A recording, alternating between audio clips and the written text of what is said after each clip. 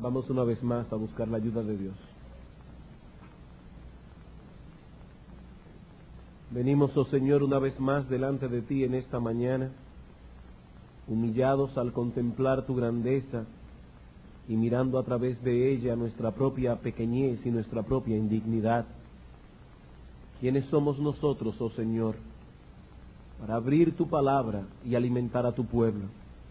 Pero sabemos que nuestra competencia viene de ti, que nos has hecho ministros competentes del nuevo pacto. Y es por eso que acudimos a ti, porque no confiamos en nuestro propio brazo, para suplicarte que tú bendigas la predicación de tu palabra y que tú elimines, oh Señor, de las mentes que están aquí reunidas, todo prejuicio, todo esquema preconcebido que impida que tu palabra pueda ser implantada en los corazones. Sé con nosotros, oh Señor, en esta mañana. Dale claridad de pensamientos al predicador. Dale también esa misma claridad al auditorio. Te lo suplicamos en el nombre de nuestro profeta, Rey y Salvador, nuestro gran Dios, Jesucristo. Amén. Vamos a suponer por un momento que usted acaba de mudarse. Tiene todas las cosas puestas en caja y ahora se dispone a colocar cada caja en su lugar. Pero cuando llega a la cocina y abre los gabinetes y abre la despensa que le han hecho, se da cuenta de que los trabajadores cometieron un error, un grave error. Ni los gabinetes ni la despensa tienen tramos. La única manera en que usted podrá organizar todo ese desorden que usted tiene en la caja será colocar algunos tramos dentro de los closets, algunos tramos dentro de la despensa, de manera que pueda contar con una estructura que le permita poner todos esos utensilios en una forma ordenada. No solo para que se vean bien, sino para que puedan ser usados con más facilidad. Ese es el gran problema, hermanos, que enfrentan muchos al estudiar las profecías bíblicas.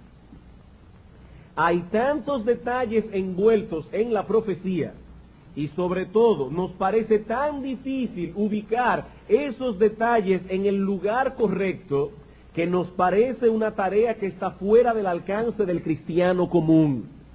Y algunos han llegado a la conclusión de que solo los expertos deben entrar en esa área de la revelación bíblica. Sin embargo, Dios nos dice en su palabra que toda la escritura es útil y por lo tanto debemos creer que aún las partes proféticas contenidas en la escritura deben tener alguna utilidad para nosotros y que no deben ser reservadas únicamente para los eruditos. Es cierto que hay muchos detalles envueltos en la escatología bíblica, pero si tuviésemos un esquema apropiado para visualizar todos esos detalles, para poder organizarlos en una forma ordenada, dentro de una estructura general, sería más sencillo comprender las cosas. Sería más sencillo visualizar lo que Dios nos quiso revelar en su palabra. Necesitamos, hermanos, contar con una estructura. De lo contrario, lo que tendremos al estudiar la escatología es una masa de información que no tendrá ni pies ni cabeza para nosotros. Pero esto nos lleva a un problema. ¿Cuál es esa estructura? ¿Cuáles son esos tramos, si podemos llamarle así? ¿Cuáles son esos tramos que nos permitirán ordenar los detalles escatológicos? ¿Cuál es ese esquema general? A lo largo de la historia, algunos han tratado de imponer sobre las escrituras algunos esquemas que suenan muy lógicos, pero que no son bíblicos. Por ejemplo, algunos han dicho que así como hay tres personas en la Trinidad, Dios el Padre, Dios el Hijo y Dios el Espíritu Santo, así también nosotros tenemos en la historia de la redención tres períodos distintos: el período del Padre, el período del Hijo y el período del Espíritu Santo. Otros dicen que así como el mundo fue creado en 6 días y otro día de reposo, así también la historia del hombre puede ser dividida en un período de 7,000 años cada uno, ya que como para el Señor un año es como 1,000 días y 1,000 días son como un año, ellos hacen una interpolación y dicen, hay 6 días de creación, un día de reposo, debe haber 6,000 años de historia y 1,000 años de reposo. Hermanos, nosotros no tenemos ninguna duda en cuanto al hecho de que Dios creó el mundo en 6 días y que reposó al 7º día, como tampoco negamos la doctrina de la Trinidad, pero aún así debemos preguntarnos, ¿tenemos suficiente garantía en las Escrituras para tomar los 7 días de creación o las 3 personas de la Trinidad como base para elaborar un esquema de interpretación bíblica? La respuesta es no, no. Tales esquemas suenan lógicos, están basados en ciertas verdades escriturales, pero no son bíblicos. Cuando vamos a las Escrituras en busca de un esquema o estructura que nos permita colocar los detalles de la profecía bíblica en orden, nos encontramos con que el esquema bíblico consta únicamente de 2 partes. El esquema bíblico consta únicamente de 2 partes, no de 3, tampoco de 7, únicamente de 2. Todo cuanto Dios nos ha revelado en su palabra tiene que ver únicamente con 2 períodos de la humanidad. ¿Cuáles son? Este siglo y el siglo venidero. Este siglo y el siglo venidero. He aquí, hermanos, el esquema bíblico. Todas las profecías pertenecen a uno de estos 2 períodos. Todo cuanto Dios ha dicho en su palabra o pertenece a este siglo o pertenece al siglo venidero. Es de suprema importancia entonces que nosotros prestemos atención a este esquema si de veras queremos tener una visión más clara de las profecías. Si no poseemos una estructura bíblica, no podremos colocar los detalles en su lugar correspondiente. Y ese es, hermanos, el tema que trataremos hoy en nuestra serie de sermones proféticos. La estructura de la profecía bíblica. Ahora bien, antes de pasar a considerar de lleno nuestro tema, es necesario que hagamos una aclaración de suprema importancia. Cuando nosotros hablamos de un siglo, y vamos a estar hablando hoy de este siglo y del siglo venidero, cuando nosotros hablamos de un siglo en el idioma español, nos referimos mayormente a un periodo de tiempo de 100 años. Por ejemplo, en estos momentos nosotros estamos en el siglo XX, un siglo que comenzó el 1 de enero de 1900 y terminará tan pronto comience el 1 de enero del año 2000, es decir, cuando este siglo cumpla 100 años de edad. Pero en el Nuevo Testamento esta palabra tiene un significado distinto. La palabra que nuestras versiones traducen como siglo o edad o era es la palabra griega aion. Y este término aparece en nuestras versiones y en muchas otras versiones de las Escrituras en español, traducidos con la palabra siglo, la palabra era, la palabra edad o la palabra mundo. Mundo. Lo cierto es que aion permite todas esas traducciones, ya que esa palabra griega encierra 2 ideas. Por un lado, se trata de una designación temporal. Se usa para referirse a un tiempo específico, pero también incluye una designación espacial, es decir, para referirnos a un espacio específico. Puede designar tanto un tiempo como un espacio. Por ejemplo, en Gálatas capítulo 1, versículo 4, el apóstol Pablo nos dice que Cristo nos libró del presente siglo malo.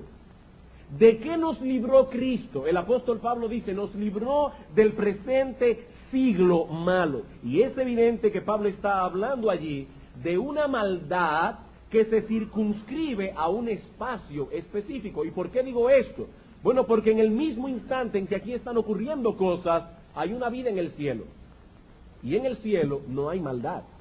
De la maldad de la que habla Pablo en Gálatas 1:4 es únicamente circunscrita a esta tierra, a este mundo, a este espacio en que nosotros vivimos. De lo que Pablo está hablando allí es de la maldad que en el presente caracteriza a este mundo en que vivimos. Es de ese sistema imperante en nuestro mundo, caracterizado por la maldad del que Cristo nos ha librado. Pero en otras ocasiones el Nuevo Testamento griego usa la palabra aion para referirse a un periodo de tiempo específico. Por ejemplo, en Lucas capítulo 20, versículo 35, el Señor nos dice: mas los que fueren tenidos por dignos de alcanzar aquel siglo, los que fueren tenidos por dignos de alcanzar aquel tiempo y la resurrección de entre los muertos, ni se casan ni se dan en casamiento. Así que la palabra siglo es un término espacial, es un término temporal, las dos cosas a la vez. Habiendo explicado el significado del término clave de nuestra expresión, este siglo y el venidero, en el resto del tiempo yo quisiera establecer 3 proposiciones básicas que nos ayudarán a comprender la enseñanza bíblica encerrada en este esquema o estructura. 3 proposiciones básicas. Pero antes quisiera reconocer una vez más la enorme deuda de gratitud que tengo con el pastor Sam Waldron, ya que aunque estos sermones son el resultado de varios años de estudio y de muchos libros, estoy siguiendo muy de cerca el material presentado por él en una serie de sermones sobre profecía bíblica. Veamos entonces, hermanos, nuestras 3 proposiciones. Primera proposición: la expresión este siglo y el venidero cubre la totalidad del tiempo, incluyendo la eternidad. Todo el tiempo que nosotros podemos concebir está incluido en esa expresión, este siglo y el venidero. Lo que quiero decir con esto es que no existió el tiempo antes de este siglo, ni existirá después del siglo venidero. No hay tiempo fuera de esa expresión. Cuando la Biblia habla de este siglo y el venidero, se está refiriendo a la totalidad del tiempo como nosotros lo conocemos. Todo está incluido allí. Esos 2 siglos envuelven toda la historia del hombre. Recuerden que no estamos hablando de un periodo de 100 años. Estamos hablando de un espacio y de un tiempo. Y dentro de ese espacio y dentro de ese tiempo está incluida toda la historia del hombre, incluyendo la vida eterna. ¿Por qué no hay tiempo antes de este siglo? Porque antes de este siglo lo único que estaba era Dios viviendo en la eternidad. ¿Por qué no habrá tiempo después en el siglo venidero? Porque el siglo venidero es eterno, durará para siempre. Por lo tanto, no hay un tiempo que podamos concebir fuera de este siglo o del siglo venidero. Vamos a Mateo capítulo 12. Evangelio de Mateo capítulo 12, versículo 32.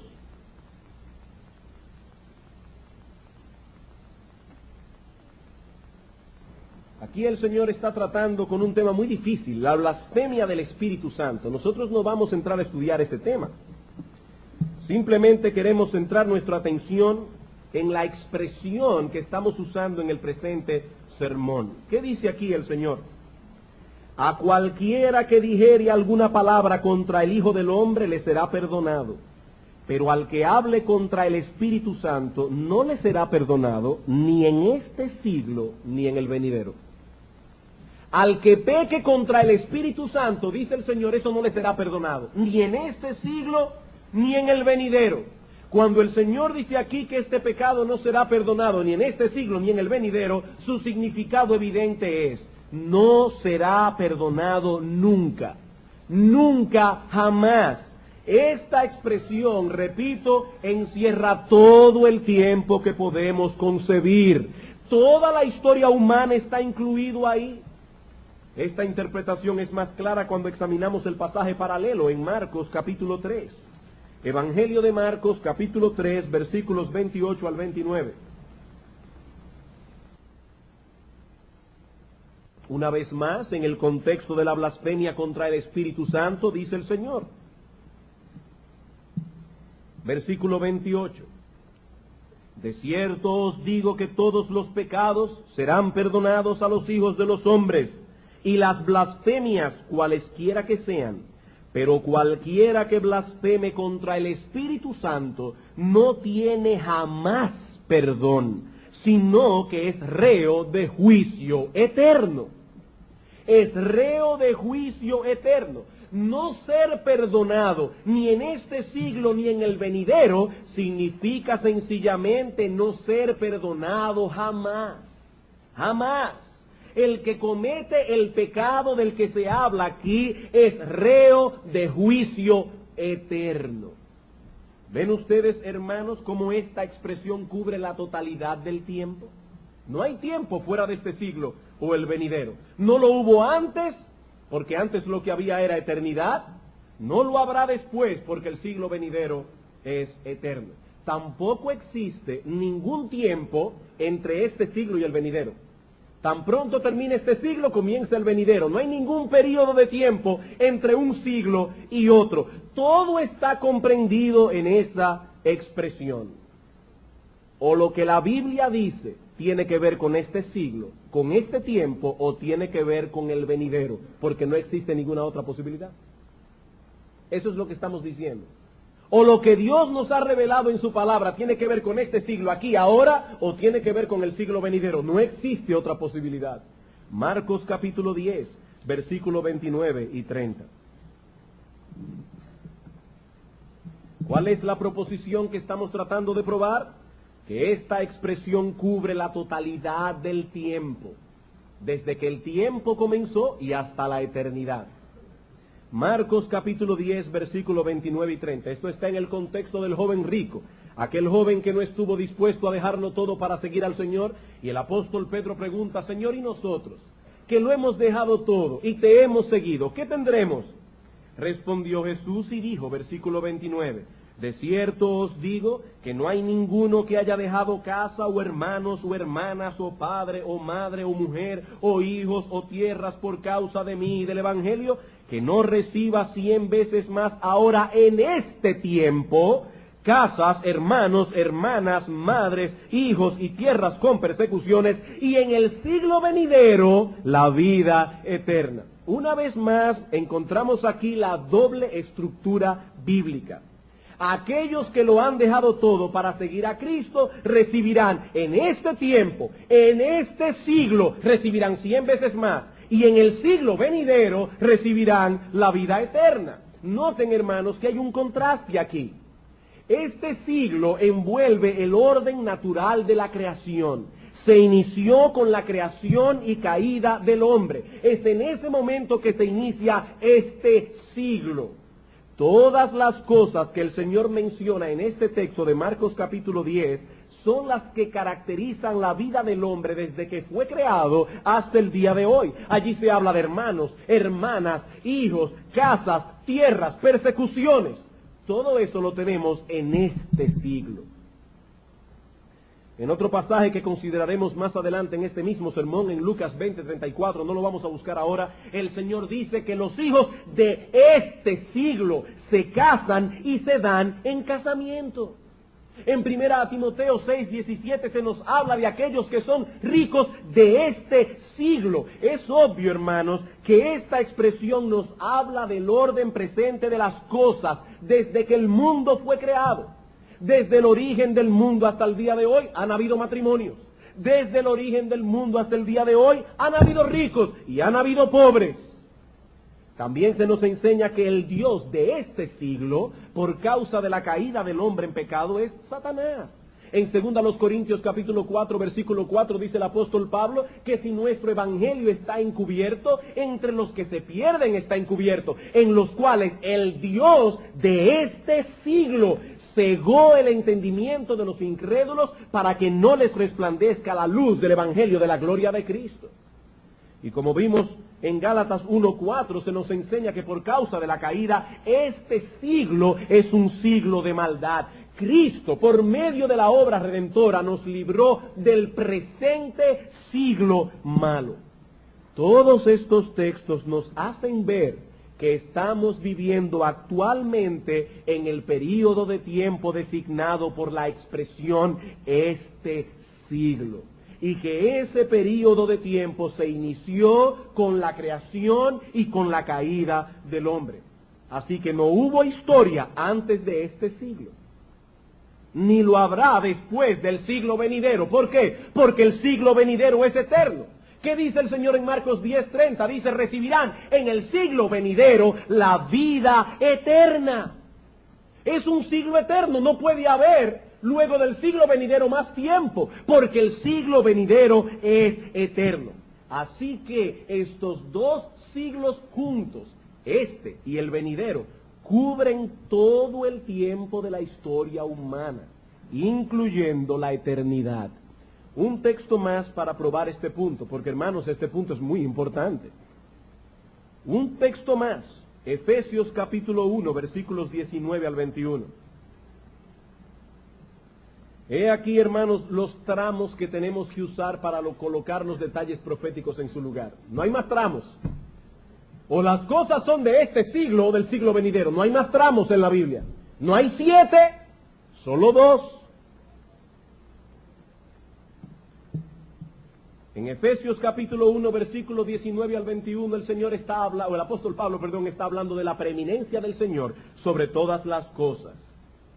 Y Pablo está orando por esta iglesia para que ellos puedan captar eso. Y dice, oro para que vuestros ojos sean alumbrados y vean cuál es la supereminente grandeza de su poder para con nosotros los que creemos, según la operación del poder de su fuerza, la cual operó en Cristo resucitándole de los muertos y sentándole a su diestra en los lugares celestiales, sobre todo principado y autoridad y poder y señorío, y sobre todo nombre que se nombra, no solo en este siglo, sino también en el venidero. Con esta expresión el apóstol Pablo anula toda posibilidad de que haya en algún momento algún nombre que sea más majestuoso que el nombre de Cristo. Él ha sido colocado sobre todo nombre que se nombra, no solo en este siglo, es decir, no solo en el presente, es lo que Pablo quiere decirnos, sino también por toda la eternidad. Ningún nombre será más glorioso que el nombre de Cristo. Bien, hermanos, creo que hemos probado el punto. ¿Cuál es el punto? La expresión, este siglo y el venidero, encierra todo el tiempo que nosotros podemos concebir. Habiendo probado este punto, pasemos ahora a nuestra segunda proposición. Segunda proposición. Este siglo y el venidero difieren cualitativamente el uno del otro.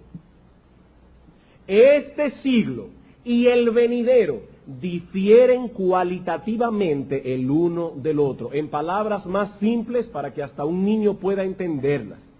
Se trata de dos períodos distintos de la historia humana.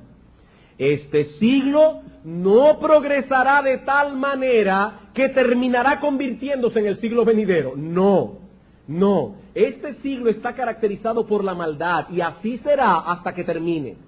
Este siglo no progresará hasta convertirse en un paraíso. No, son dos períodos distintos de la historia.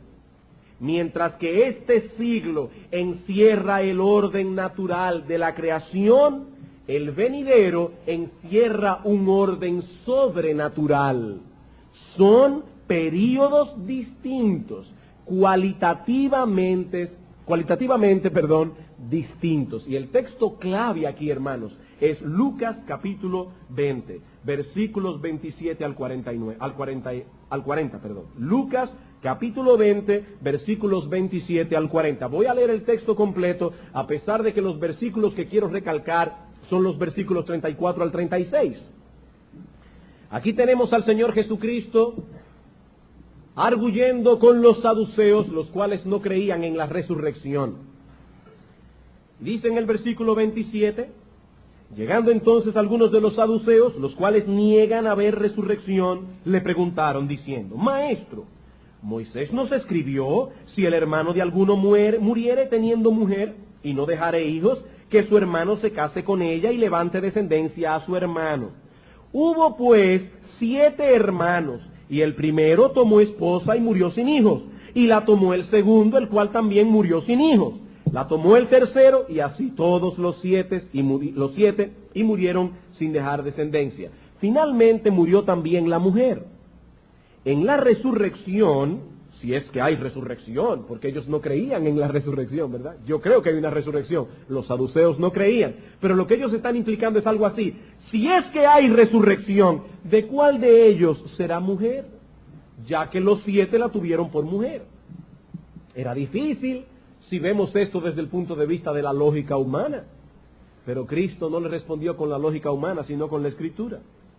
Entonces respondiendo Jesús les dijo: los hijos de este siglo se casan y se dan en casamiento, mas los que fueren tenidos por dignos de alcanzar aquel siglo y la resurrección de entre los muertos, ni se casan ni se dan en casamiento, porque no pueden ya más morir, pues son iguales a los ángeles y son hijos de Dios al ser hijos de la resurrección. Pero en cuanto a que los muertos han de resucitar, aún Moisés lo enseñó en el pasaje de la zarza, cuando llama al Señor Dios de Abraham, Dios de Isaac y Dios de Jacob, porque Dios no es Dios de muertos, sino de vivos, pues para Él todos viven. Respondiéndole algunos de los escribas dijeron: Maestro, bien has dicho, y no usaron preguntarle nada más. Noten, hermanos, que en los versículos 34 al 36, el Señor presenta un contraste entre la vida en este siglo y la vida en aquel siglo, es decir, en el siglo venidero. ¿Y cuáles son esas diferencias básicas que existen entre un periodo y otro? Bueno, este pasaje de Lucas 20 nos enseña al menos 4 diferencias que contrastan este siglo con el venidero. Primera diferencia: en este siglo los hombres se casan y se dan en casamiento, es decir, uno se casa, pero también luego a los hijos los entrega en matrimonio. Esa es la idea. En este siglo los hombres se casan y se dan en casamiento. En aquel siglo ya no habrá necesidad de la institución matrimonial. Vean el versículo 34. Los hijos de este siglo se casan y se dan en casamiento, mas los que fueren tenidos por dignos de alcanzar aquel siglo y la resurrección de entre los muertos, ni se casan ni se dan en casamiento. Los hombres en este siglo procuran casarse. Los hombres en este siglo se gozan cuando pueden dar a sus hijos en matrimonio, o así por lo menos debería de ser. Que se gocen entregando a sus hijos en matrimonio, sin celos con el nuero, con la nuera. Así debería de ser. Cuando vemos a nuestros hijos formar una nueva familia, pero en aquel siglo es tan diferente de este siglo, que una cosa tan natural como el matrimonio, una cosa tan natural como el dar los hijos en casamiento, no tendrá ya ningún lugar entre los hombres. Se trata de un orden sobrenatural de cosas. Lo natural es que el hombre se case y que entregue a sus hijos en matrimonio. Pero en aquel siglo, en el siglo venidero, no, porque ese siglo no es natural, es un siglo sobrenatural. Segunda diferencia. Este siglo se caracteriza por la muerte. Aquel siglo, o en aquel siglo, la muerte ya no tendrá lugar. Versículo 36. ¿Por qué no se casarán? Porque no pueden ya más morir, pues son iguales a los ángeles, y son hijos de Dios al ser hijos de la resurrección. En este texto el Señor asume que las personas de este siglo mueren. Dice, cuando alcancen aquel siglo ya no morirán, pero mientras estemos en este, la muerte será nuestra experiencia de todos los días. Sí, la muerte es una experiencia dolorosa, pero es una experiencia común. Todos los hombres están sujetos a la muerte. Eso es característico de este siglo. Pero el Señor dice que el siglo venidero es distinto, cualitativamente distinto a este, porque en aquel siglo los hombres ya no pueden morir. Tercera diferencia. Este siglo es habitado por hombres en condición natural, con cuerpos naturales, cuerpos que se enferman, cuerpos que envejecen, cuerpos que mueren. Pero en aquel siglo, este cuerpo ya no será más, porque habrá sido sustituido o glorificado en la resurrección. Es el mismo cuerpo. No es que no van a dar uno diferente. Si usted no está contento con la cara que tiene, no, es este mismo, pero glorificado. La misma semilla que se sembró es el árbol que va a crecer, pero con una diferencia muy grande. Ya será un cuerpo que no estará sujeto a debilidad, no estará sujeto a envejecer, no estará sujeto a las enfermedades. Todos los habitantes de aquel siglo estarán en cuerpos glorificados. ¿Qué dice el Señor? Versículo 35. Mas los que fueren tenidos por dignos de alcanzar aquel siglo, lo cual es lo mismo que llegar a la resurrección de entre los muertos, ya no pueden morir, pues son iguales a los ángeles y son hijos de Dios al ser hijos de la resurrección. En aquel siglo no habrán hombres en condición natural. Y eso rebate de plano el milenio de los dispensacionalistas, que tienen una amalgama de gente en cuerpos naturales y una amalgama en gente de cuerpo glorificado, volando de un sitio para otro. No, hermanos. En ningún periodo de la historia humana se mezclarán personas en cuerpos naturales conviviendo con otros en cuerpos glorificados. Tal pensamiento no tiene lugar en este esquema presentado por el Señor aquí. Dice, en este siglo los hombres mueren, en aquel siglo todos serán hijos de la resurrección, todos serán como los ángeles. O ustedes ven otra cosa, porque es lo que yo veo en el texto. Cuarta diferencia. En este siglo cohabitan y coexisten los justos y los injustos, mientras que en aquel siglo habrá una separación eterna entre ambos grupos. ¿Qué nos enseña este texto? Que en este siglo hay justos y hay injustos. Dice el Señor aquí que los hombres de este siglo se casan y se dan en casamiento. Y todos sabemos que no solo los creyentes se casan, sino también los incrédulos.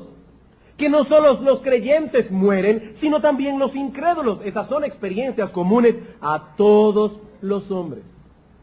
Pero solo los hijos de Dios tendrán la bendición de alcanzar aquel siglo. Mientras los impíos estarán sufriendo la más terrible de las muertes, la separación eterna de Dios, la separación eterna de todos los beneficios que emanan de Dios, sufriendo penas sin fin en las llamas del infierno, los justos disfrutarán de la vida eterna en el siglo venidero. Todos los que sean tenidos por dignos de alcanzar aquel siglo serán hijos de Dios. Y todos, como ya vimos, estarán en cuerpos glorificados. Mas los que fueren tenidos por dignos de alcanzar aquel siglo y la resurrección de entre los muertos ya no tienen que casarse ni darse en casamiento porque no pueden ya más morir. Son iguales a los ángeles. Todos los que lleguen a aquel siglo, todos los que entren en el siglo venidero, todos serán iguales a los ángeles, todos habrán resucitado, todos tendrán cuerpos glorificados, todos, hermanos, sin excepción. Vamos ahora a poner toda esta información junta. He aquí, hermanos, el esquema que la Biblia presenta por medio del cual debemos interpretar las Escrituras. No se trata de un esquema impuesto por los expertos, tampoco de un esquema sacado de un texto oscuro o de un texto aislado de las Escrituras. Hermanos, todos nosotros tenemos un problema. Y es que cuando vamos a las Escrituras, y sobre todo si venimos de otro trasfondo, ya tenemos un esquema preconcebido. Y no importa qué tan claro sea lo que la Biblia dice, nosotros decimos que yo no lo puedo entender. Eso está difícil de entender, difícil de asimilar. ¿Por qué? ¿Porque la información bíblica es oscura? No, hermanos, porque nuestro prejuicio nos impide aceptar una cosa que está muy clara en las Escrituras. Hay dos siglos, este y el venidero. Dos siglos que difieren cualitativamente el uno del otro. Eso es lo que estamos diciendo. que la historia del hombre se divide en dos periodos muy distintos el uno del otro, este siglo y el venidero, y que todo cuanto Dios ha predicho en su palabra pertenece a uno de estos dos periodos. ¿No es eso acaso lo que estos textos claramente enseñan? Pero si alguno todavía no está muy convencido, vamos a ver algunos otros textos que confirman nuestra conclusión. Mateo capítulo 13, versículo 24 al 30. Este texto lo vamos a pasar ahora por encima porque esta tarde lo vamos a estudiar en nuestra serie de sermones proféticos. Sí, esta tarde hay Santa Cena, pero los pastores hicimos algunos arreglos de manera que la meditación de Santa Cena será el estudio de la profecía que vamos a dar esta tarde. Y será precisamente la parábola del trigo y la cizaña. Pero vamos a ver esto ahora brevemente. Dice el Señor en el versículo 24, les refirió otra parábola diciendo, el reino de los cielos es semejante a un hombre que sembró buena semilla en su campo, pero mientras dormían los hombres, vino su enemigo y sembró cizaña entre el trigo y se fue. Y cuando salió la hierba y dio fruto, entonces apareció también la cizaña. Vinieron entonces los siervos del padre de familia y le dijeron, Señor, ¿no sembraste buena semilla en tu campo? ¿De dónde pues tiene cizaña? Él les dijo, un enemigo ha hecho esto. Y los siervos le dijeron, ¿quieres pues que vayamos y la arranquemos? Él les dijo, no sea que al arrancar la cizaña arranquéis también con ella el trigo. Ahora noten bien, dejad crecer juntamente lo uno y lo otro. ¿Hasta cuándo? Hasta la siega. La siega es cuando se corta el trigo. Y al tiempo de la siega yo diré a los segadores, recoged primero la cizaña y atadla en manojos para quemarla, pero recoged el trigo en mi granero. Ahora el Señor va a interpretar la parábola, versículo 36. Despedida la gente, entró Jesús en casa y acercándose a él sus discípulos le dijeron, explícanos la parábola de la cizaña del campo. Respondiendo él les dijo, el que siembra la buena semilla es el Hijo del Hombre. El campo es el mundo. La buena semilla son los hijos del reino y la cizaña son los hijos del malo. El enemigo que la sembró es el diablo. La siega es el fin del siglo. Y los segadores son los ángeles. De manera que como se arranca la cizaña y se quema en el fuego, así será en el fin de este siglo.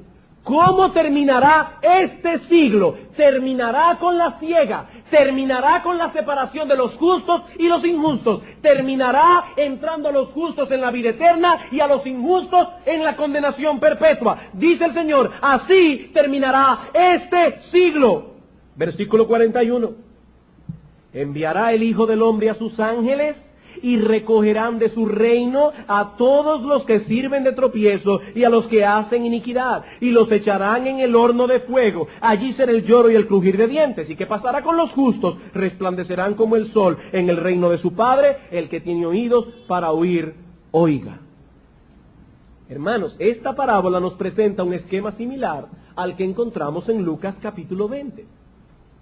El Señor dice aquí que en la historia del mundo habrá un tiempo de siembra, habrá un tiempo de siega, un tiempo para sembrar la semilla y un tiempo no solo para recoger el fruto, sino también para echar en el fuego las malas hierbas, las plantas inservibles. El tiempo de la siembra durará mientras dure este siglo, donde hay una amalgama de justos y de injustos cohabitando juntos en el mundo. El Señor dice, no, a los ángeles, no arranquen la cizaña hasta que llegue el fin del siglo. Hermanos, esa es la clara enseñanza del versículo 40. De manera que como se arranca la cizaña y se quema en el fuego, así será en el fin del siglo. La siega, dice el Señor, será al final de este siglo. Pero hasta que ese momento llegue, la vida ahora se caracterizará por el hecho de que los justos y los injustos cohabitarán juntos. El trigo y la cizaña deben permanecer juntos hasta el tiempo de la siega, hasta el fin de este siglo. ¿Y qué pasará cuando pase la siega y comience el siglo venidero? Dice Cristo que solo los justos estarán allí, resplandeciendo como el sol en el reino de su Padre. Termina este siglo, viene la siega, los injustos condenados, los justos a disfrutar de este siglo Lo mismo que dice el Señor en Lucas 20.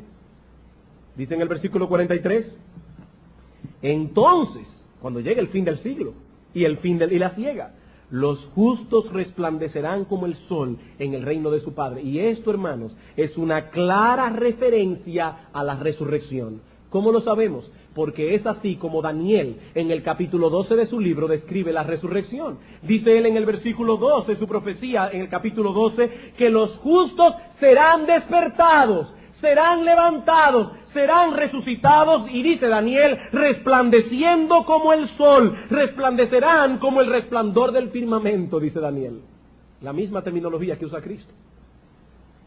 Los que sirven de tropiezo, en cambio, los que hacen iniquidad, no estarán allí. Serán echados en el horno de fuego, donde será el lloro y el crujir de dientes. Versículo 40 al 42. Ven, hermanos, la misma estructura de Lucas 20. Hay un tiempo de siega, hay un tiempo de siembra, un tiempo de siega. En el tiempo de siembra, el trigo y la cizaña están juntos. En el tiempo de la siega, solo el trigo permanecerá. Durante la siembra, compartimos con los injustos la vida natural. Allí el hombre se casa, se da en casamiento, se enferma, muere. Pero en aquel siglo la vida será completamente diferente. Todos resplandeceremos como el sol, porque allí no habrá nadie en cuerpo natural. Nadie en cuerpo natural. Otro texto, 1 Timoteo capítulo 6.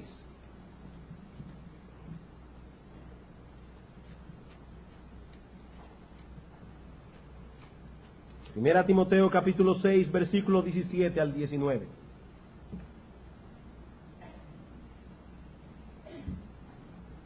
El apóstol Pablo da aquí una advertencia a los ricos de este siglo. ¿Y qué les dice?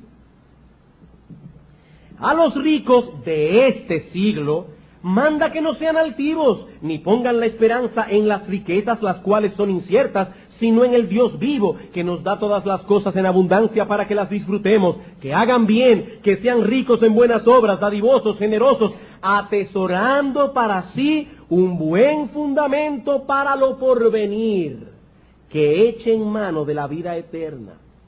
Los que tienen la Biblia de las Américas habrán notado allí que el versículo 19 está traducido de esta manera.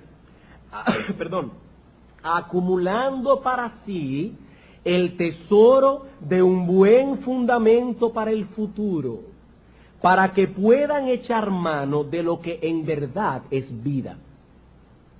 De la vida genuina, dice el texto griego, de la vida real, de aquella que solamente tiene el nombre de ser llamada vida, la vida eterna. Hendrickson, el comentarista, lo traduce de esta manera: atesorando para sí lo que formará un excelente fundamento para la era venidera, para que puedan echar mano de la vida real. Noten, hermanos, una vez más el mismo contraste.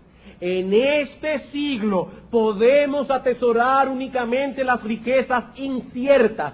Esas son las únicas riquezas que disfrutan los ricos de este siglo. Pero en el siglo venidero recibiremos el tesoro de la vida verdadera, de la vida eterna, y ese tesoro durará para siempre. Hay un contraste.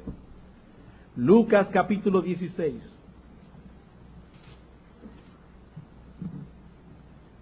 Versículos 8 al 11. Aquí tenemos la parábola del mayordomo infiel. Una parábola de difícil interpretación, pero mi propósito en esta mañana no es el de interpretar la parábola en sí, sino más bien apoyar la enseñanza que hemos venido impartiendo acerca de la estructura de la Biblia, que la Biblia nos provee para su interpretación. Dice aquí, versículo 8, y alabó el amo al mayordomo malo por haber hecho sagazmente, porque los hijos de este siglo son más sagaces en el trato con sus semejantes que los hijos de luz. Y yo os digo, yo no voy a explicar ese texto, solamente lo voy a leer. Ganad amigos por medio de las riquezas injustas, es decir, las que pertenecen a este siglo, para que cuando éstas falten os reciban en las moradas eternas. El que es fiel en lo muy poco, también en lo más es fiel. Y en que lo muy poco es injusto, también en lo más es injusto. Pues si en las riquezas injustas no fuisteis fieles, ¿quién os confiará lo verdadero? Hermanos, una vez más el mismo contraste. En este siglo coexisten, cohabitan los hijos de las tinieblas con los hijos de la luz. Y en ciertas cosas, dice el Señor, esos hijos de este siglo, esos hijos de las tinieblas, son más sagaces que los hijos de la luz. Pero en el siglo venidero, los hijos de la luz estarán en su propio hábitat, disfrutando de las verdaderas riquezas. Bien, hermanos, ¿qué hemos aprendido hasta ahora? Que la estructura que la Biblia presenta es la de 2 períodos, no 3, no 7, 2 períodos en la historia del hombre. Este siglo y el venidero, 2 períodos cualitativamente distintos el uno del otro y que encierran la totalidad del tiempo, incluyendo la eternidad. Pero aún nos queda una tercera proposición acerca de esta estructura bíblica y es la siguiente. Tercera proposición. La segunda venida de Cristo es el evento que divide este siglo del venidero. La segunda venida en gloria de nuestro bendito Señor y Salvador Jesucristo es lo que divide este siglo del venidero. ¿Cuál es el evento que pone fin a este siglo e inaugura el venidero? La segunda venida de Cristo. Ya hemos visto que hay 2 edades completamente distintas entre sí. Hay una línea que divide este siglo del venidero. La pregunta que surge naturalmente es, ¿cuál es el evento que pondrá punto final a este siglo y que servirá de conclusión o de inauguración al siglo venidero? La segunda venida de Cristo. Este es el punto, hermano, el evento que divide esos 2 periodos de la historia humana, y es esto lo que ahora trataremos de probar brevemente a través de 4 líneas de pensamiento. 4 líneas de pensamiento. A la primera le llamaremos el argumento de la resurrección. El argumento de la resurrección. Hermanos, ya nosotros vimos en Lucas capítulo 20, versículo 35, que la resurrección marca la diferencia entre este siglo y el venidero. En este siglo estamos en cuerpos naturales. En aquel siglo seremos hijos de la resurrección. La resurrección es lo que marca la diferencia entre este siglo y el venidero. Este siglo representa el orden natural de las cosas.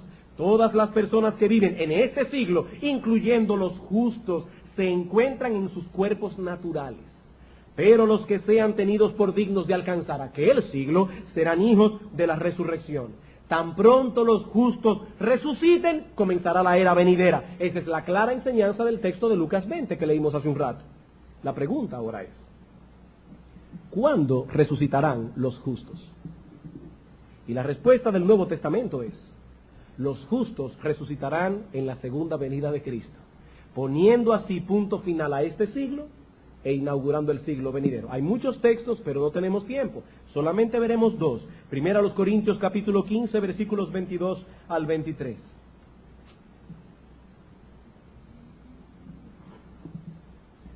Primero a los Corintios capítulo 15, versículos 22 al 23. Porque así como en Adán mueren, todos en Cristo serán vivificados, pero cada uno en su debido orden. Cristo las primicias, luego los que son de Cristo en su venida, luego el fin, cuando entregue el reino al Dios y Padre, cuando haya suprimido todo dominio, toda autoridad y toda potencia.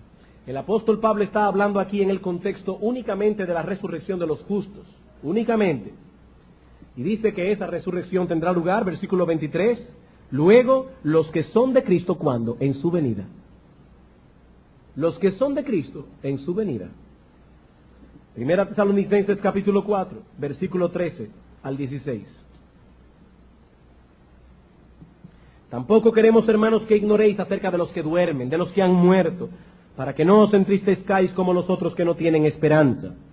Porque si creemos que Jesús murió y resucitó, así también traerá Dios con Jesús a los que durmieron en él. Por lo cual os decimos esto en palabra del Señor, que nosotros, que vivimos, que habremos quedado hasta la venida del Señor, no precederemos a los que durmieron, porque el Señor mismo, con voz de mando, con voz de arcángel y con trompeta de Dios, descenderá del cielo. ¿Y qué sucederá cuando el Señor descienda del cielo? Que los muertos en Cristo resucitarán primero. ¿Cuándo resucitarán los justos? Cuando Cristo descienda en las nubes. Y si eso es así, entonces no hay duda de que la era venidera se inaugurará en ese momento. Porque dice el Señor en Lucas 20, 34, 35 y 36, que alcanzar la resurrección y la era venidera es exactamente la misma cosa. Serán tenidos por dignos de alcanzar aquel siglo únicamente aquellos que entren a través de la resurrección. ¿Y cuándo resucitaremos? Los que son de Cristo en su venida. El segundo argumento le vamos a llamar el argumento de la ciega. El argumento de la ciega. Hermanos, cuando estudiamos Mateo 13, y que estudiaremos esta noche con más amplitud, vimos que el evento que marca el fin de este siglo es la ciega. Es decir, cuando el Señor envíe a sus ángeles a tomar a los escogidos, a apartarnos de los injustos, para dar a estos últimos el castigo que merecen. Voy a leer una vez más el texto para probar que lo que estamos diciendo es bíblico. Vuelvo otra vez y leo. De manera, 13:40, que como se arranca la cizaña y se quema en el fuego, así será en el fin de este siglo. Enviará el Hijo del Hombre a sus ángeles, y recogerán de su reino a todos los que hacen iniquidad, todos los que sirven de tropiezo, y los echarán en el horno de fuego. Allí será el lloro y el crujir de dientes. Ahora, hermanos, ¿cuándo el Señor enviará a sus ángeles a separar al trigo de la cizaña? La Biblia dice en la segunda venida de Cristo. Mateo capítulo 24.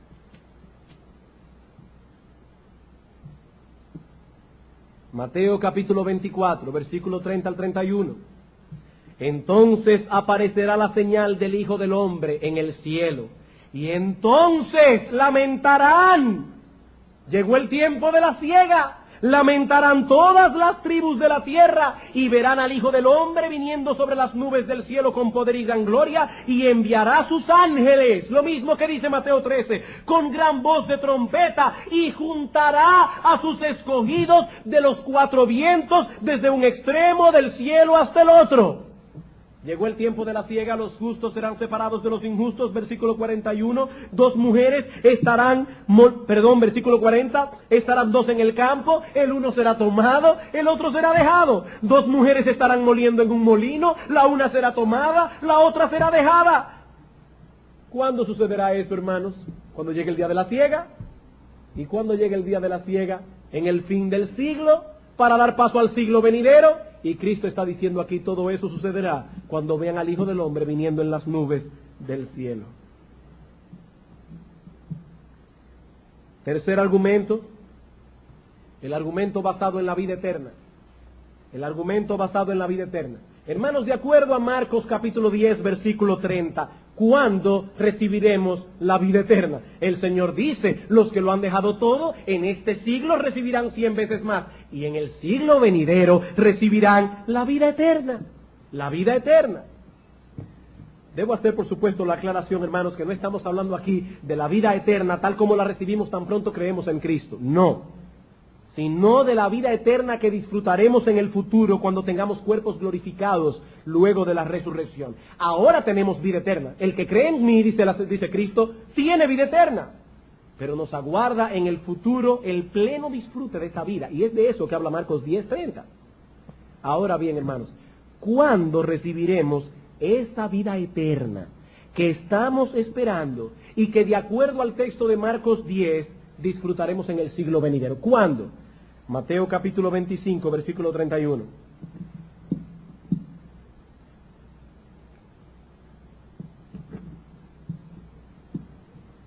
Cuando el Hijo del Hombre venga en su gloria y todos los santos ángeles con él, Entonces se sentará en su trono de gloria y serán reunidas delante de él todas las naciones y apartará los unos de los otros. La misma enseñanza siempre. Llega el Señor, llegó la ciega. Se separan los justos de los injustos. ¿Y cuál es el resultado? Versículo 45. Entonces les responderá diciendo, de cierto os digo que en cuanto no lo hicisteis a uno de estos más pequeños, tampoco a mí lo hicisteis. E irán estos al castigo eterno y los justos a la vida eterna.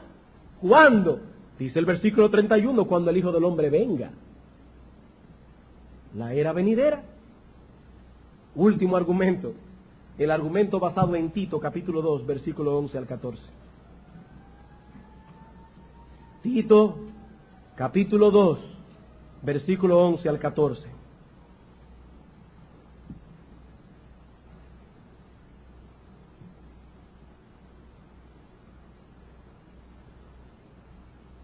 Porque la gracia de Dios se ha manifestado para salvación a todos los hombres, enseñándonos que renunciando a la impiedad y a los deseos mundanos, vivamos en este siglo sobria, justa y piadosamente, mientras aguardamos, es la idea, aguardando la esperanza bienaventurada y la manifestación gloriosa de nuestro gran Dios y Salvador, Jesucristo, quien se dio a sí mismo por nosotros para redimirnos de toda iniquidad y purificar para sí un pueblo propio celoso de buenas obras.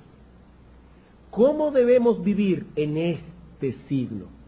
Sobria, justa y piadosamente, mientras aguardamos el cumplimiento de la esperanza bienaventurada. La clara inferencia es que cuando llegue el cumplimiento de esta esperanza, la segunda venida de nuestro gran Dios y Salvador Jesucristo, ya se acabó este siglo. Debemos vivir en este siglo hasta que llegue la consumación de la esperanza bienaventurada, la era venidera que será inaugurada, y dejaremos de seguir viviendo en este siglo. Resumiendo, hermanos, lo que hemos visto en este punto, podemos decir lo siguiente.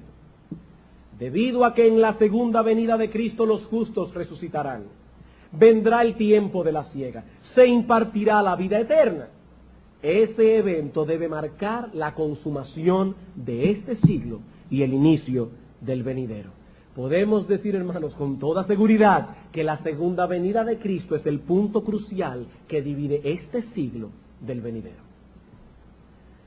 Bien, hermanos, como yo les decía en la primera sermón, no estamos aquí como conferencistas que vinimos a hablar de temas espectaculares. No, estamos aquí como pastores predicando a vuestras almas la palabra de Dios. Y como pastores que somos tenemos que preguntarnos ahora, ¿qué aprendemos de todo esto? ¿Qué lecciones prácticas podemos traer a la conciencia? Vamos a dar a modo de conclusión dos observaciones prácticas brevemente, dos observaciones prácticas. En primer lugar, aprendemos que el esquema escatológico de las Escrituras es bien simple. El esquema escatológico de las Escrituras es bien simple. Algunas personas se frustran al estudiar la profecía bíblica porque se la encuentran muy complicada, porque son como la señora que tiene su caja llena de utensilios de cocina y no sabe dónde los va a poner.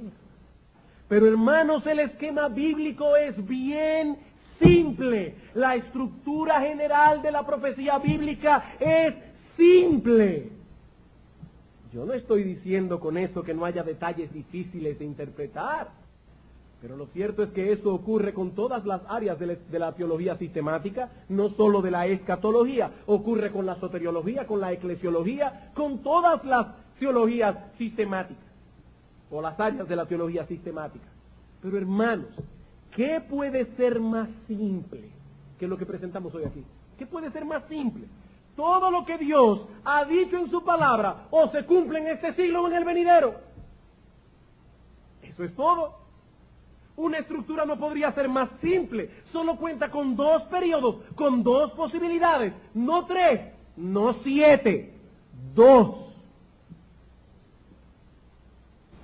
Hermanos, no se necesita ser un experto en matemáticas para contar hasta 2. Simple. Y Dios nos ha revelado en su palabra que hay solo dos edades, la presente y la porvenir. Una es natural y temporal, la otra es sobrenatural y eterna, separada la una de la otra por la venida de Cristo.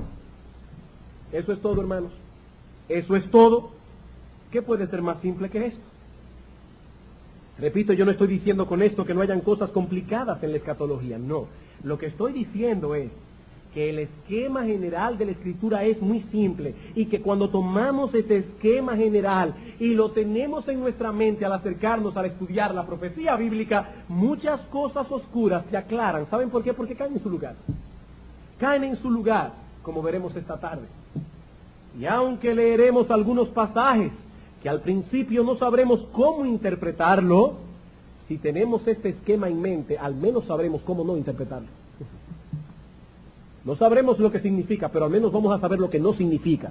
Porque cuando nos hablan de un montón de cosas, tú dices, no, eso no va con el esquema bíblico. En el esquema bíblico hay solamente dos posibilidades y me están presentando 7. Este esquema bíblico excluye de plano muchas de esas interpretaciones fantásticas que se le dan hoy a muchos pasajes de las Escrituras. Hermanos, una ley de la hermenéutica es: nosotros tenemos que estudiar los textos claros primero y en base a esos estudiar los oscuros. Yo no puedo presentar un esquema basado en la profecía del Apocalipsis. ¿Por qué? Porque el Apocalipsis es un libro profético revelado a través de muchas figuras. Yo no puedo comenzar por el Apocalipsis. Yo tengo que comenzar por las cosas claras de las Escrituras y meter el Apocalipsis en ese esquema, no al revés. ¿Qué es lo que le pasa a muchas personas cuando van a Mateo 16, 18? Tú eres Pedro, y sobre esta piedra edificaré mi iglesia. Ah, Pedro es el Papa, la primera piedra. No, porque hay un montón de textos en el Nuevo Testamento que dicen claramente que Cristo es la piedra. Entonces, ¿qué vamos a hacer, hermanos? ¿Interpretar los otros textos a la luz de un texto oscuro? ¿O tomaremos estos textos claros para que iluminen este texto oscuro? Es más lógico tomar el texto claro. Entonces, hermanos, tomemos el esquema bíblico. Tomemos el esquema bíblico. Hay dos edades, la presente y la porvenir. Si la interpretación que usted sacó de la Escritura necesita de otra edad, su interpretación es incorrecta. Si la interpretación suya necesita de otro periodo para que encaje, su interpretación no es correcta, porque solo hay este siglo y el venidero. La segunda aplicación práctica es esta. Este esquema nos enseña que nuestra esperanza descansa únicamente en la intervención poderosa de Dios en la historia humana. Este esquema nos enseña que nuestra esperanza descansa únicamente en la intervención poderosa de Dios en la historia humana. Mi amigo, no es el hombre quien ha de llevar este mundo a convertirse en un paraíso. No, la educación no podrá hacer eso, la ciencia no podrá hacer eso, los políticos no podrán hacer eso. Es más, ni la iglesia podrá hacer eso. Y es muy atinado recordar eso en medio del periodo en que nos encontramos como nación. Mi amigo, no hay esperanza para el hombre fuera de Jesucristo. Cuando Él regrese en gloria, las cosas serán diferentes para aquellos que confiaron en Él. Su venida concluirá con el estado presente de cosas. Su venida concluirá este siglo e inaugurará el venidero. Esa es la única esperanza para el hombre. La esperanza del cristiano verdadero. Dice en Efesios capítulo 2, versículo 12, que antes estábamos sin Dios y sin esperanza en este mundo. Ahora, hermano, cuando usted era inconverso, usted no tenía muchas esperanzas. Seguramente las tenía, pero eran esperanzas inciertas. Por eso era estar sin esperanza, aunque tuviera esperanza, porque era esperanza sin base. Pero ahora nosotros tenemos una esperanza. Cristo volverá. Mi amigo, si toda tu esperanza se circunscribe a este siglo, en realidad tú no tienes esperanza. Porque todo lo que esperas terminará con tu muerte. Mi amigo, si tu esperanza no está puesta en Cristo, entonces no has experimentado la salvación de tu alma. ¿Sabes por qué? Porque de haberla experimentado no tendrías otra esperanza fuera de Cristo. Dice el apóstol Pablo en 1 Tesalonicenses, versículo 9 del capítulo 1, porque ellos mismos cuentan de nosotros la manera en que nos recibisteis y cómo os convertisteis de los ídolos a Dios. ¿Para qué? Para servir al Dios vivo y verdadero y esperar de los cielos a su Hijo, al cual resucitó de los muertos, a Jesús, quien nos libra de la ira venidera. Hermanos, ¿para qué nosotros nos convertimos a Dios? Para dejar los ídolos, para servir a Dios y para esperar de los cielos a Cristo. Si tú estás esperando otra cosa, tú no eres cristiano, mi amigo. Si tu esperanza está puesta en que tus negocios florezcan, en que tal vez mañana tengas un golpe de suerte, en que tu vida cambiará, mi amigo, tú no eres cristiano, porque dice la Biblia que los cristianos se han convertido de los ídolos a Dios para esperar de los cielos a Jesucristo. Fuera de eso, nosotros no tenemos otra esperanza. Y ahora yo te pregunto, mi amigo, ¿cuál será tu porción en el siglo venidero? ¿Qué sucederá contigo, mi amigo, cuando Cristo venga con su aventador en su mano? Cuando llegue el momento de la siega, ¿participarás de la resurrección de los justos, habiendo depositado tu fe en la persona de Cristo? ¿O serás recogido como hierba mala y echada por los siglos de los siglos en un infierno de fuego? Mi amigo, ¿cuál será tu porción? He aquí las únicas dos alternativas. Quiere el Señor despertar a muchos con esta voz de alerta, de manera que cuando llegue aquel día disfruten de las bendiciones de aquellos que recibieron por la fe la salvación que Dios ofrece en Cristo Jesús. Vamos a orar. Amante Padre que estás en el reino de los cielos, nosotros queremos darte las gracias porque en tu palabra tú nos has revelado la mente de Cristo. Y esa mente es insondable. Hay allí misterios que ni el más grande de los expertos podrá nunca desentrañar. Sin embargo, Señor, qué bueno que aquellas cosas esenciales para nuestra salvación y aquellas cosas que son esenciales para alimentar nuestra esperanza han sido claramente expuestas en tu palabra.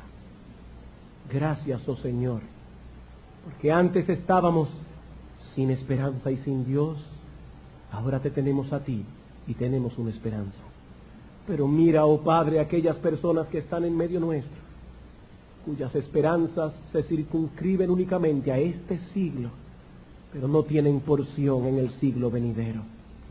Padre, ten misericordia de ellos, y que tu Santo Espíritu pueda traer a algunos con poder a la salvación que hay en Cristo Jesús, en cuyo nombre te pedimos estas cosas. Amén. El esquema bíblico consta únicamente de 2 partes, no de 3, tampoco de 7, únicamente de 2. Todo cuanto Dios nos ha revelado en su palabra tiene que ver únicamente con 2 períodos de la humanidad. ¿Cuáles son? Este siglo y el siglo venidero. Este siglo y el siglo venidero. He aquí, hermanos, el esquema bíblico. Todas las profecías pertenecen a uno de estos 2 períodos. Todo cuanto Dios ha dicho en su palabra o pertenece a este siglo o pertenece al siglo venidero. Es de suprema importancia entonces que nosotros prestemos atención a este esquema si de veras queremos tener una visión más clara de las profecías. Si no poseemos una estructura bíblica, no podremos colocar los detalles en su lugar correspondiente. Y ese es, hermanos, el tema que trataremos hoy en nuestra serie de sermones proféticos, la estructura de la profecía bíblica. Ahora bien, antes de pasar a considerar de lleno nuestro tema, es necesario que hagamos una aclaración de suprema importancia. Cuando nosotros hablamos de un siglo, y vamos a estar hablando hoy de este siglo y del siglo venidero, cuando nosotros hablamos de un siglo en el idioma español, nos referimos mayormente a un periodo de tiempo de 100 años. Por ejemplo, en estos momentos nosotros estamos en el siglo XX, un siglo que comenzó el 1 de enero de 1900 y terminará tan pronto comience el 1 de enero del año 2000, es decir, cuando este siglo cumpla 100 años de edad. Pero en el Nuevo Testamento esta palabra tiene un significado, unos tramos dentro de la despensa, de manera que pueda contar con una estructura que le permita poner todos esos utensilios en una forma ordenada, no solo para que se vean bien, sino para que puedan ser usados con más facilidad. Ese es el gran problema, hermanos, que enfrentan muchos al estudiar las profecías bíblicas. Hay tantos detalles envueltos en la profecía y sobre todo nos parece tan difícil ubicar esos detalles en el lugar correcto que nos parece una tarea que está fuera del alcance del cristiano común. Y algunos han llegado a la conclusión de que solo los expertos deben entrar en esa área de la revelación bíblica. Sin embargo, Dios nos dice en su palabra que toda la escritura es útil y por lo tanto debemos creer que aún las partes proféticas contenidas en la escritura deben tener alguna utilidad para nosotros y que no deben ser reservadas únicamente para los eruditos. Es cierto que hay muchos detalles envueltos en la escatología bíblica, pero si tuviésemos un esquema apropiado para visualizar todos esos detalles, para poder organizarlos en una forma ordenada, dentro de una estructura general, sería más sencillo comprender las cosas, sería más sencillo visualizar lo que Dios nos quiso revelar en su palabra. Necesitamos, hermanos, contar con una estructura. De lo contrario, lo que tendremos al estudiar la escatología es una masa de información que no tendrá ni pies ni cabeza para nosotros. Pero esto nos lleva a un problema. ¿Cuál es esa estructura? ¿Cuáles son esos tramos, si podemos llamarle así? ¿Cuáles son esos tramos distintos? La palabra que nuestras versiones traducen como siglo o edad o era es la palabra griega aion. Y este término aparece en nuestras versiones y en muchas otras versiones de las escrituras en español, traducidos con la palabra siglo, la palabra era, la palabra edad o la palabra mundo. Mundo. Lo cierto es que aion permite todas esas traducciones, ya que esa palabra griega encierra dos ideas. Por un lado, se trata de una designación temporal. Se usa para referirse a un tiempo específico, pero también incluye una designación espacial, es decir, para referirnos a un espacio específico.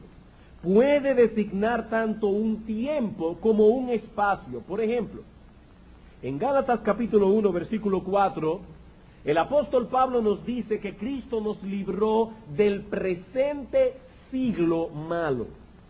¿De qué nos libró Cristo? El apóstol Pablo dice, nos libró del presente siglo malo. Y es evidente que Pablo está hablando allí de una maldad que se circunscribe a un espacio específico. ¿Y por qué digo esto? Bueno, porque en el mismo instante en que aquí están ocurriendo cosas, hay una vida en el cielo. Y en el cielo no hay maldad. De la maldad de la que habla Pablo en Gálatas 1:4 es únicamente circunscrita a esta tierra, a este mundo, a este espacio en que nosotros vivimos. De lo que Pablo está hablando allí es de la maldad que en el presente caracteriza a este mundo en que vivimos. Es de ese sistema imperante en nuestro mundo, caracterizado por la maldad del que Cristo nos ha librado. Los que nos permitirán ordenar los detalles escatológicos. ¿Cuál es ese esquema general? A lo largo de la historia, algunos han tratado de imponer sobre las escrituras algunos esquemas que suenan muy lógicos, pero que no son bíblicos. Por ejemplo, algunos han dicho que así como hay tres personas en la Trinidad, Dios el Padre, Dios el Hijo y Dios el Espíritu Santo, así también nosotros tenemos en la historia de la redención tres períodos distintos: el período del Padre, el período del Hijo y el período del Espíritu Santo. Otros dicen que así como el mundo fue creado en 6 días y otro día de reposo, así también la historia del hombre puede ser dividida en un período de 7,000 años cada uno, ya que como para el Señor un año es como 1,000 días y 1,000 días son como un año. Ellos hacen una interpolación y dicen: hay 6 días de creación, un día de reposo, debe haber 6,000 años de historia y 1,000 años de reposo. Hermanos, nosotros no tenemos ninguna duda en cuanto al hecho de que Dios creó el mundo en 6 días y que reposó al 7º día, como tampoco negamos la doctrina de la Trinidad. Pero aún así debemos preguntarnos: ¿tenemos suficiente garantía en las Escrituras para tomar los 7 días de creación o las 3 personas de la Trinidad como base para elaborar un esquema de interpretación bíblica? La respuesta es no, no. Tales esquemas suenan lógicos, están basados en ciertas verdades escriturales, pero no son bíblicos. Cuando vamos a las Escrituras en busca de un esquema o estructura que nos permita colocar los detalles de la profecía bíblica en orden, nos encontramos con que el esquema bíblico consta únicamente de 2 partes. Vamos una vez más a buscar la ayuda de Dios. Venimos, oh Señor, una vez más delante de ti en esta mañana, humillados al contemplar tu grandeza y mirando a través de ella nuestra propia pequeñez y nuestra propia indignidad. ¿Quiénes somos nosotros, oh Señor, para abrir tu palabra y alimentar a tu pueblo? Pero sabemos que nuestra competencia viene de ti, que nos has hecho ministros competentes del nuevo pacto.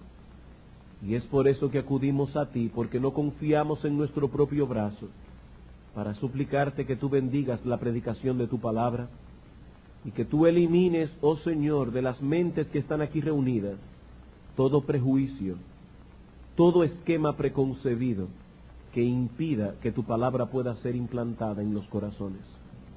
Sé con nosotros, oh Señor, en esta mañana. Dale claridad de pensamientos al predicador.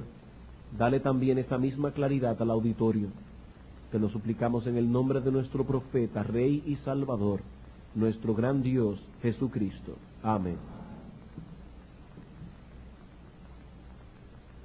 Vamos a suponer por un momento que usted acaba de mudarse. Tiene todas las cosas puestas en caja y ahora se dispone a colocar cada caja en su lugar. Pero cuando llega a la cocina y abre los gabinetes y abre la despensa que le han hecho, se da cuenta de que los trabajadores cometieron un error, un grave error. Ni los gabinetes ni la despensa tienen tramos. La única manera en que usted podrá organizar todo ese desorden que usted tiene en la caja será colocar algunos tramos dentro de los closets,